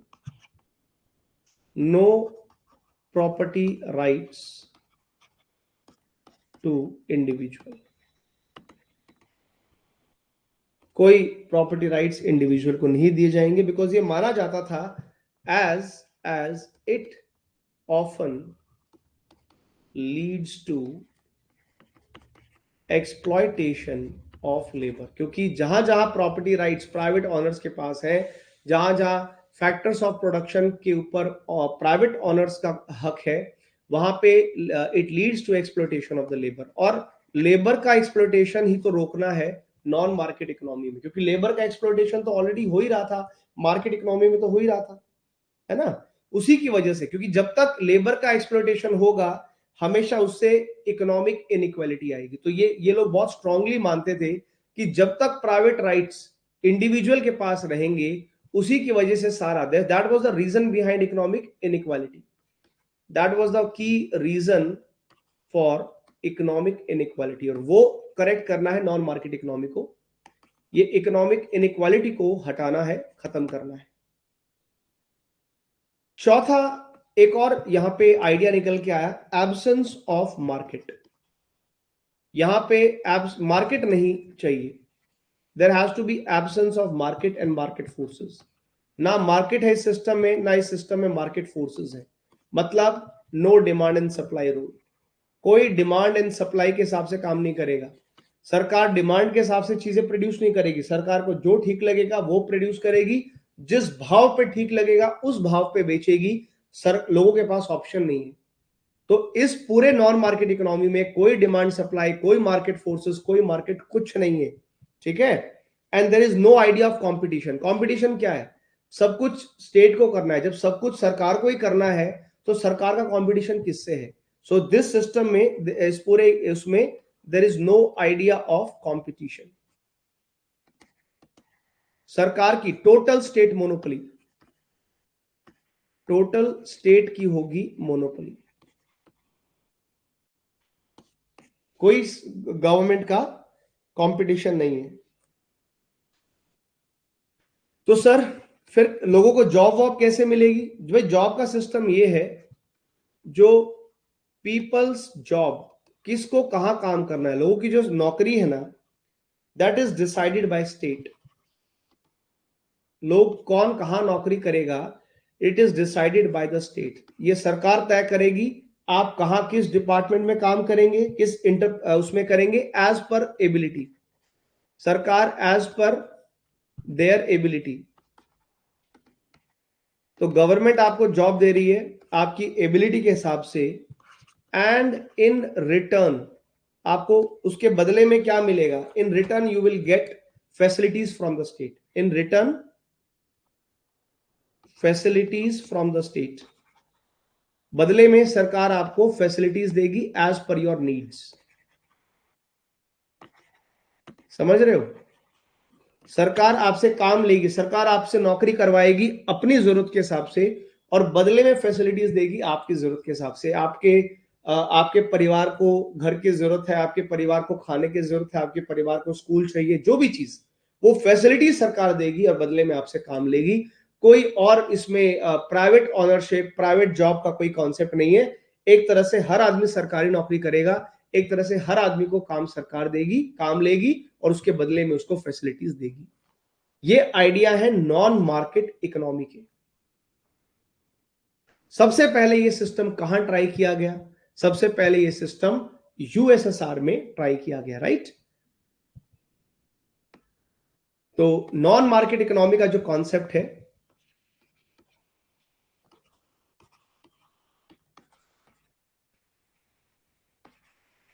the concept of this non-market economy, it was first tested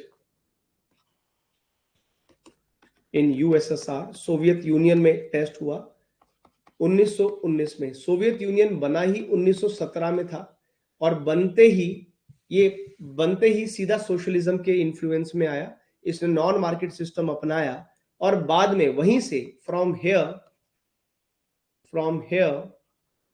it spread to the whole of eastern Europe. ध्यान देने वाली बात है, आज भी आपको पता है eastern Europe is still having socialism as a core concept, और वेस्टर्न यूरोप पूरा यूएस के इन्फ्लुएंस में है, तो वो पूरा कैपिटलिज्म है। यूरोप में जितना भी वेस्टर्न यूरोप आप देखते हो, ये फ्रांस, जर्मनी, यूके, नॉर्वे, ये वाला जो पूरा पोर्शन आप देखते हो, दैट इज प्योर कैपिटलिज्म के ऊपर बेस्ड है। यूएस इन्फ्लुएंस हमेशा से, यूएस का अलाई। और जो पूरा ईस्टर्न यूरोप आप देखते हो, चाहे उसमें आपका पहले तो यूक्रेन भी था, ऑफ कोर्स 15 कंट्रीज थी, सेंट्रल एशिया की 5 कंट्री थी, उसमें Kazakhstan, Kyrgyzstan, Tajikistan, Turkmenistan, Uzbekistan था। उसके अलावा इवन आपका बेलारूस हो गया, उसके अलावा आपका क्या बोलते हैं यूक्रेन हो गया, खुद रशिया। ये पूरा ईस्टर्न यूरोप जो है, इसमें आपको ये देखने को मिलेगा। इवन अजरबैजान, आर्मेनिया, ये वाले जो एरियाज हैं, ये कॉकसॉइड स्टेट जिनको कहते हैं, वो सब के सब USSR was a group of 15 countries. आज की प्रेजेंट के हिसाब से 15 देशों का ग्रुप था। और वो ग्रुप बना भी इसलिए था, वो यूनियन बनने का रीजन भी था उनकी सोशलिज्म के प्रति एक्सेप्टेंस। फाइनली, बट सबसे प्योरेस्ट फॉर्म में अगर आप देखिएगा तो चाइना में ये सिस्टम अपना अप्लाई हुआ in purest form. In the purest form, non-market economy was adopted by China. China ने पूरी तरह से अडॉप्ट किया, 1949 में अडॉप्ट किया, और चाइना ने जो सिस्टम अडॉप्ट किया वो बना कम्युनिज्म. क्योंकि चाइना ने सिर्फ रिसोर्सेज नहीं, रिसोर्सेज के साथ साथ लेबर पे भी कंट्रोल किया. तो पूरी तरह से जो purest form of non market economy है वो चाइना ने 1949 में अपनाई, और 1949 में हमने उसमें ये चीज देखी है. Clear everyone?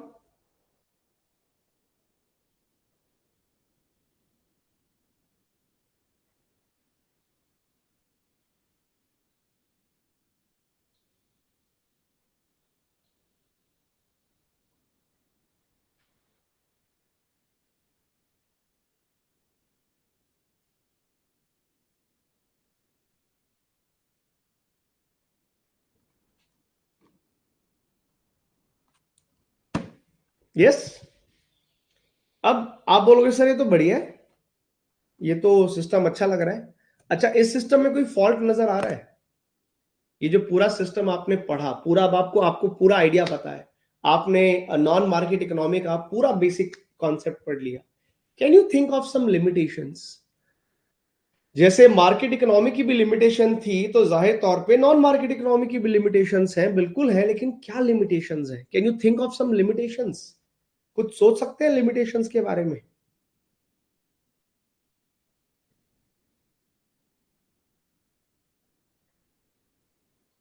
इंडिविजुअल फ्रीडम नहीं है, ठीक है. और और क्या सोच सकते हैं बताइए. अच्छा अच्छा, थोड़ा over burden of the on government, okay, point accepted Nancy. और क्या पॉइंट हो सकता है? प्राइवेट कंपनीज का कोई चांस नहीं है, ठीक है. और क्या लिमिटेशन है? और क्या लिमिटेशन नजर आ रही है?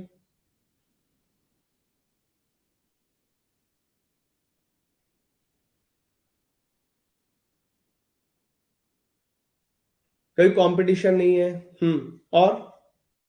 और क्या क्या लिमिटेशंस लग रही हैं?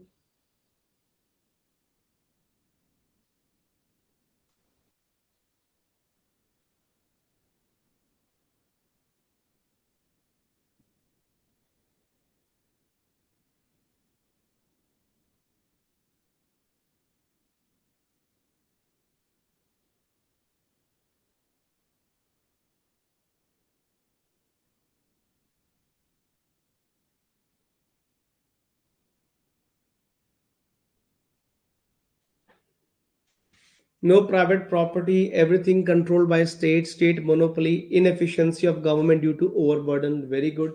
भाई जो आप लोग बता रहे हो वो सारी बात ठीक है, लेकिन जैसे आप ये बोल रहे हो ना प्राइवेट प्रॉपर्टी नहीं है, लिमिटेशन नहीं, लिमिटेशन में थोड़ा सा और डीप सोचो. वो तो कैरेक्टरिस्टिक्स तो हमने ही आपको बता दिए. कैरेक्टरिस्टिक्स के बारे में तो हम ऑलरेडी बात कर ही रहे हैं. हम्म ये पॉइंट लिखा अभिषेक ने बहुत अच्छा. Absence of innovation. Very good Abhishek, ये अच्छा पॉइंट है. बिल्कुल, नैन्सी का पॉइंट बहुत अच्छा है कि गवर्नमेंट एक टाइम के बाद इनएफिशिएंट हो जाएगी ओवर बर्डन की वजह से. बिल्कुल सही कैरेक्टरिस्टिक्स है.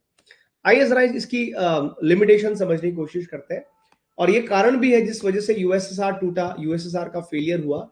लॉन्ग टर्म में ये प्रॉब्लम हमको दिखाई दी. So let's talk about the cons, the limitations,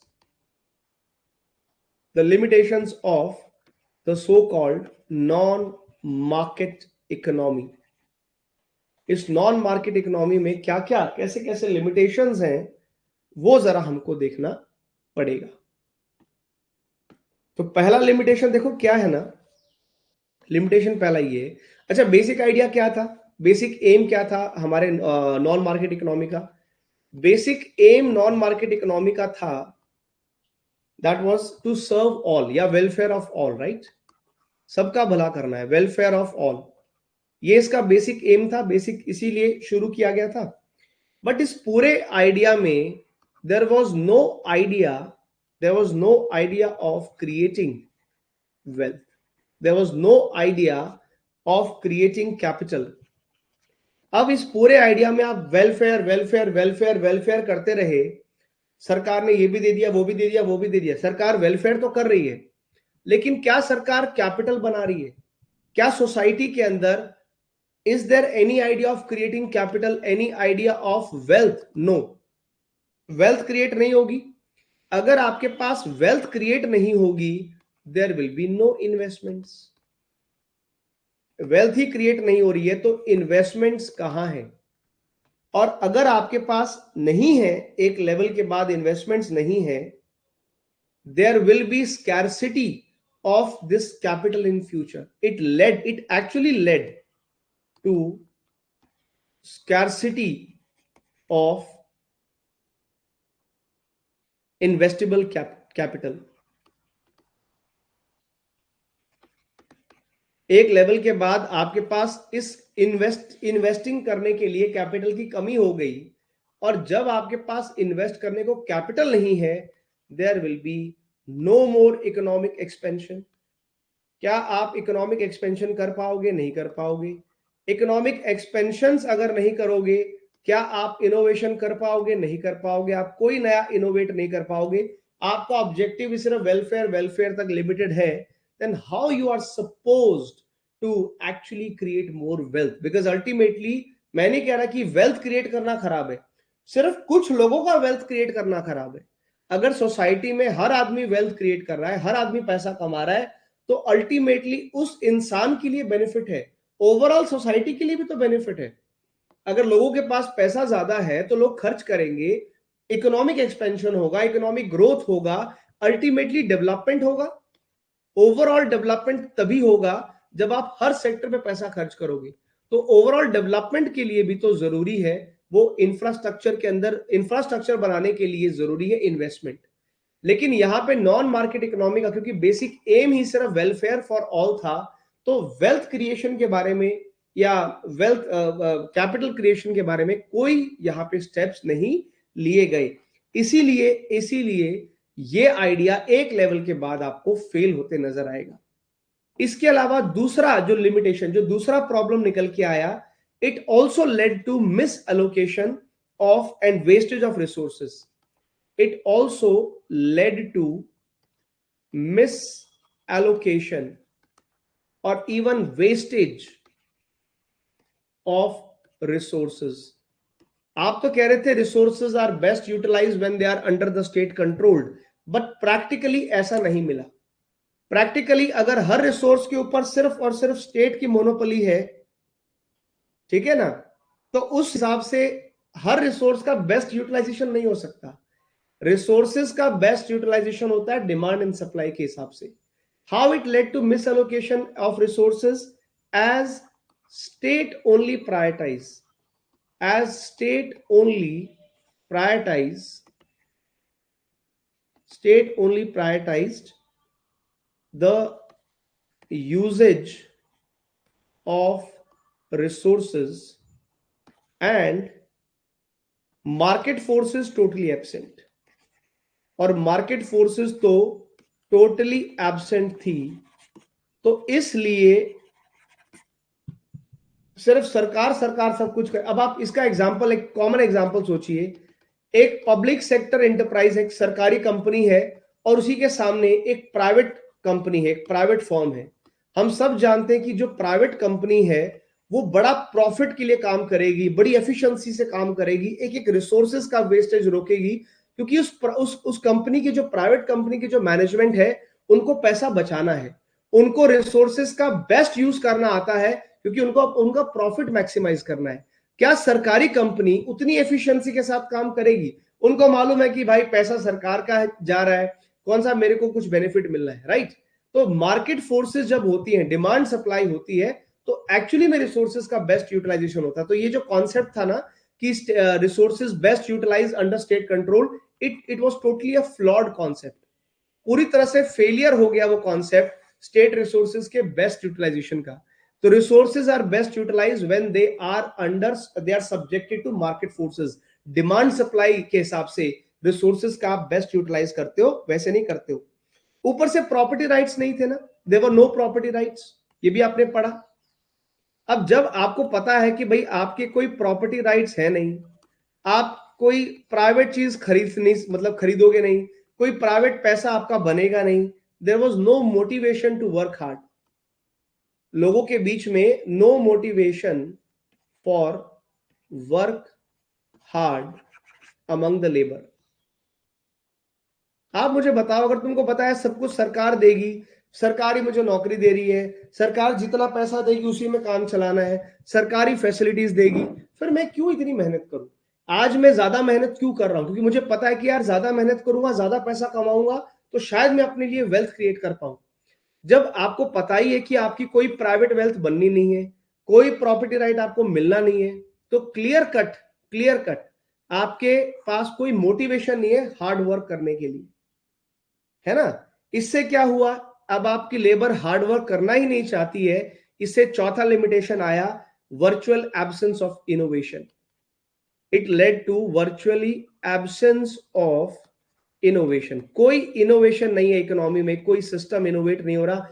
बस जो सरकार कह रही है बना देंगे, सरकार जितना कह रही है बना देंगे, वही कंज्यूम कर लेंगे। इनोवेशन कहां है? इसीलिए ओवरऑल अगर आप नोटिस करेंगे ना, तो जो मार्केट इकोनॉमीज है वो इतना प्रोग्रेस कर पाई। मार्केट इकोनॉमीज की प्रोस्पेरिटी इनोवेशन पे टिकी थी। नॉन मार्केट इकोनॉमीज सिर्फ वेलफेयर तो किया, इन्होंने सोसाइटी में गैप तो कम किया, लेकिन इनोवेशन नहीं कर पाई और ना ही कैपिटल एक्सपेंशन कर पाई। ये एक ड्रॉबैक था इस नॉन मार्केट इकोनॉमी का। ऊपर से ये पूरा सिस्टम, जैसे आप बच्चे बोल भी रहे थे, इस पूरे सिस्टम में there was also other problems, और प्रॉब्लम भी थी। इनोवेशन तो नहीं हुआ, एक और बड़ी प्रॉब्लम भी थी। एक और बड़ी प्रॉब्लम क्या थी? Liberty freedom totally absent. Sixth limitation था that liberty and freedom totally absent. क्योंकि ये जो सिस्टम था, ये जो नॉन मार्केट इकोनॉमी वाला सिस्टम था, it was non-democratic political system due to non-democratic non-democratic political system। इसलिए लेबर के पास कोई लिबर्टी नहीं, कोई फ्रीडम नहीं।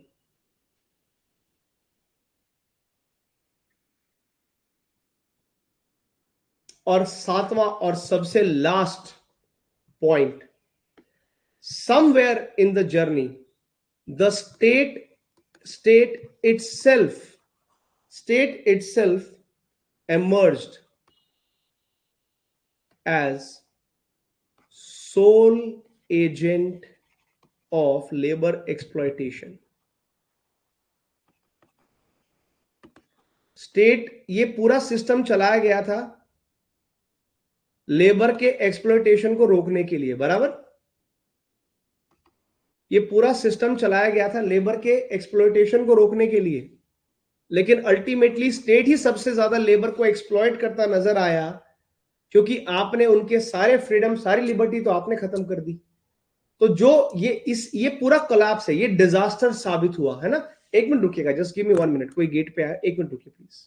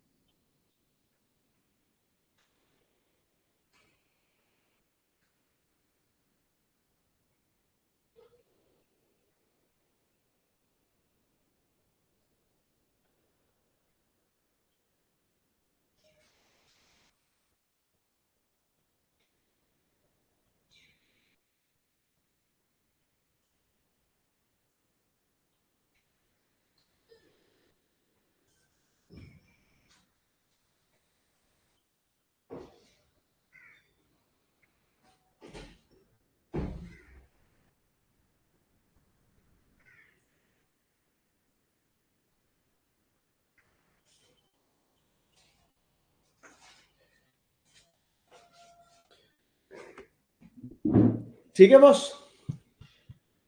तो कहीं ना कहीं जो अल्टीमेटली नहीं करना चाहते थे, you and up doing that only. इसीलिए नॉन मार्केट इकोनॉमी का नाम पड़ा स्टेट कैपिटलिज्म। दस एक वर्ड यूज हुआ, स्टेट कैपिटलिज्म।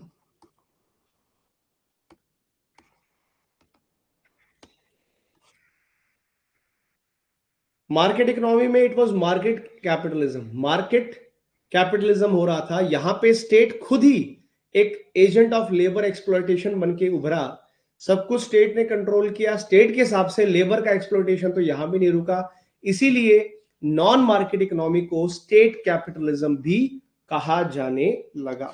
इस स्टेट के मोनोपोली की वजह से, स्टेट की इन समस्याओं की वजह से we see such kind of issues, such kind of problems. और ये हुआ, it led to internal decay। इस तरह से देखा जाए ये लिमिटेशंस की वजह से ही अल्टीमेटली क्या हुआ, अल्टीमेटली इंटरनल डिके हुआ। ये पूरा का पूरा नॉन मार्केट इकोनॉमी का डिके हमें देखने को मिला। और 1970s के बाद से ही प्रॉब्लम्स आनी स्टार्ट हो गई, इंटरनल डिके हुआ। And we saw the issues, major economic issues since 1970s। तभी से आनी शुरू हुई, प्रॉब्लम शुरू हुई। हालांकि यहाँ पे एक बड़े बड़े वो थे, एक there was a person called as Oscar Lange करके एक बंदे थे। ऑस्कर लैंग नाम के एक इकोनॉमिस्ट थे। He was I think he was economist from Poland. He was Polish economist थे। उन्होंने सजेस्ट भी किया था, he advised the non market economies कि भाई तुम ना थोड़ा सा शिफ्ट कर जाओ। और ऑस्कर लैंग नाम के इंसान ने नॉन मार्केट इकोनॉमीज को एडवाइज किया to embrace market socialism, to embrace market socialism. अभी स्टेट कैपिटलिज्म चल रहा था ना, तो स्टेट कैपिटलिज्म से मार्केट सोशलिज्म पे आने को बोला। मार्केट सोशलिज्म क्या था? मार्केट सोशलिज्म ये था कि ठीक है स्टेट कंट्रोल करे। मार्केट सोशलिज्म का मतलब होता है कि स्टेट कंट्रोल करे, बिल्कुल स्टेट का कंट्रोल होना चाहिए, ठीक है मान लिया। लेकिन स्टेट थोड़ा बहुत मार्केट फोर्सेस को भी काम करने दे। थोड़ा बहुत मार्केट फोर्सेस रहेंगी तो रिसोर्सेज का सही यूज हो पाएगा। स्टेट अपना मतलब अपना कंट्रोल रखे, ज्यादा इंटरफेयर करे, कोई दिक्कत नहीं है, लेकिन टोटली मार्केट के फोर्सेस को गायब मत करो। हालांकि ये सजेशन इन्होंने 1950s में ही दे दिया था, लेकिन ये नॉन मार्केट इकोनॉमीज इस चीज को इग्नोर करती गई। 1970s में प्रॉब्लम बढ़ती गई, फिर फाइनली कहीं जाकर के 1980s में इनको समझ में आया। और 1980s तक आते आते धीरे धीरे से आपने मार्केट इकोनॉमी की तरफ इनको शिफ्ट होते देखा। 1980s के बाद थोड़ा बहुत शिफ्ट हुआ और ये जो बहुत रिजिड सिस्टम था ये धीरे धीरे करके वीक हुआ। हालांकि अल्टीमेटली ये पूरा सिस्टम कोलैप्स हुआ 1991 में विद डिसइंटीग्रेशन ऑफ यूएसएसआर। पूरा डिसइंटीग्रेशन हो गया यूएसएसआर का। और जब यूएसएसआर डिसइंटीग्रेट हुआ, वहां से it ended the cold war between, there was a cold war ना, it also somehow ended the cold war। जो cold war था, इस cold war के पीछे कारण यही था, capitalism versus socialism, capitalism versus socialism. यही बेस था इस कोल्ड वॉर का जो 1949 में शुरू हुआ था। और कैपिटलिज्म वर्सेस सोशलिज्म का जो लड़ाई थी वो भी कहीं ना कहीं ठंडी पड़ गई। जब यूएसएसआर नहीं रहा तो सोशलिज्म भी काफी कमजोर पड़ गए। ठीक है जी।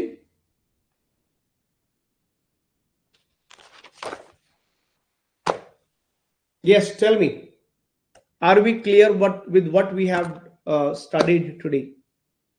समझ गए अभी तक जो भी चीज हमने पढ़ी, क्या वो चीज को आप कनेक्ट कर पा रहे हैं? आज की क्लास में फिलहाल इतना ही। आज की क्लास यहीं पे हम लोग रोकेंगे। अब हमारे पास कल के लिए क्या है पढ़ने के लिए? अच्छे से क्लियर हुआ, चलो आई एम हैप्पी। तो हमने आज सीखा मार्केट इकोनॉमी, आज हमने सीखा non market economy. Market economies के फायदे नुकसान दोनों आपको रिवाइज करने हैं। अगर आप मेरे इकोनॉमी क्लासेस को साथ साथ रिवाइज करोगे तो फिर कभी भी इकोनॉमी में प्रॉब्लम नहीं आएगी।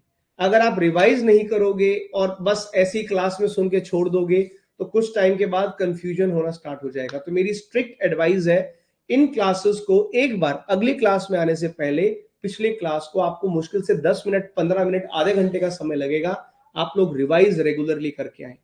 कल हम क्या पढ़ेंगे इसका एडवांस मेरे से लेकर के जाओ।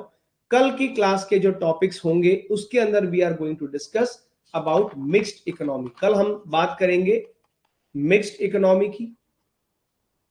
कल हम बात करेंगे मिक्स्ड इकोनॉमी के बाद, ये लास्ट टॉपिक बचा हुआ है, उसके बाद हम स्टार्ट करेंगे हमारा chapter number 2 in tomorrow class. Tomorrow क्या है? 13, आज 12 तारीख है, 13 तारीख है, 13 है ना। 14 नवंबर को हम बात करेंगे मिक्स्ड इकोनॉमी के बारे में। चैप्टर 2 स्टार्ट करेंगे जहां पे will talk about the concept of national income. और नेशनल इनकम के कॉन्सेप्ट में you will learn about the concepts of GDP, net domestic product, GNP, then we have net national product. ये जो सारे concepts हैं, ग्रॉस वैल्यू एडेड, GVA, ये सारे topics हमारे चैप्टर 2 में आएंगे, that we will discuss in tomorrow's class. Okay, चलिए। अच्छा, अभी से एक एडवांस बता देता हूं, फ्राइडे यानी कि परसों, आज क्या है, परसों 15 नवंबर को जो है क्लास का टाइम थोड़ा चेंज होगा, बिकॉज 15 नवंबर को मैं घर जा रहा हूं। सो 15 नवंबर को सुबह 10 बजे की बजाय क्लास का टाइम थोड़ा आगे शिफ्ट करेंगे। मोस्ट लाइकली 15 तारीख की जो क्लास होगी, 15 नवंबर की जो क्लास होगी, वो हम करीब करीब 1 बजे के आसपास रखेंगे, ऑलमोस्ट 1 PM के अप्रोक्सीमेटली रखेंगे। मैं टाइम कंफर्म कर दूंगा। ये बात है 15 तारीख की, ठीक है? क्योंकि 15 को I am travelling to my home, और ट्रैवल करूंगा एंड वापस आऊंगा शायद ट्यूसडे को। लेकिन अपने होम टाउन से भी क्लासेस आपको पढ़ाता रहूंगा, क्लासेस हम लोग पढ़ते रहेंगे 15 नवंबर को, क्योंकि ट्रैवलिंग डे है तो टाइम थोड़ा सा मेरे को शिफ्ट करना पड़ेगा। मैं आपको टाइमली इन्फॉर्म कर दूंगा उसके बारे में, ठीक है? चलिए, how was the class? How was the class? Quick feedback, please. How was the class? It was good. It was interesting. कुछ अच्छा सीखने को मिला? If that is so, then और हमारे YouTube पे भी जो हमारी क्लास को देख रहे हैं, अगर आपको भी हमारी क्लास अच्छी लगी तो डेफिनेटली अपना फीडबैक हमें जरूर पोस्ट कीजिएगा। अपना फीडबैक हमें जरूर बताइए नीचे कमेंट सेक्शन बॉक्स में। चाहे आप एक थैंक यू लिख के छोड़ दीजिए अपने फीडबैक में, I will be very happy. अगर आपको काम अच्छा लगा, वीडियो अच्छा लगा यूट्यूब वालों को, तो आप लाइक जरूर करके जाइए, सब्सक्राइब भी कीजिए चैनल को। इस तरह की बहुत सारे कोर्सेज आपको मिलते रहेंगे, क्लासेस मिलते रहेंगी। जो बच्चे अभी तक मोबाइल ऐप पे नहीं है, वो मोबाइल ऐप जरूर डाउनलोड करें। मोबाइल ऐप पे हमारे बहुत सारे कोर्सेज अवेलेबल हैं। और जो ऑलरेडी हमारे स्टूडेंट्स हैं, आप लोगों का क्लास ठीक रहा? यस?